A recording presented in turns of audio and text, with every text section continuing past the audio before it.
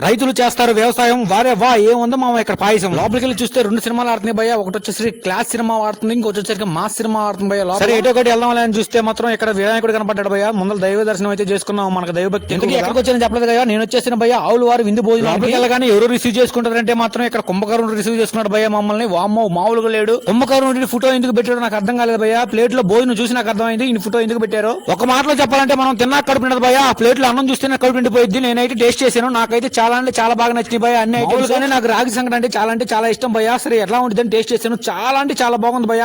మీరు వెళ్ళినప్పుడు ఖచ్చితంగా ట్రై చేయండి. ఇలా మెయింటెనెన్స్ మెచ్చుకోవచ్చు భయ్య. మనం పక్కనే ఉండి మనం అయిపోయిన దాకా మీకు ఏం కావాలని అన్ని అడిగి మరీ పెడుతున్నారు.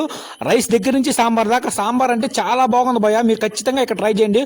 పెరుగు కూడా క్వాలిటీ మెయింటైన్ చేస్తున్నారు. కొండ ఫోటో సెక్షన్ మాత్రం మామూలుగా లేదు భయ్య. చాలా అంటే చాలా బాగుంది. నేనైతే కిల్లీతో అయితే ఎండ్ చేసుకున్నాను. ఇంకా దీని అడ్రస్ వచ్చేసరికి old bypass Guntur road smart store పక్కనే ఉంటుంది.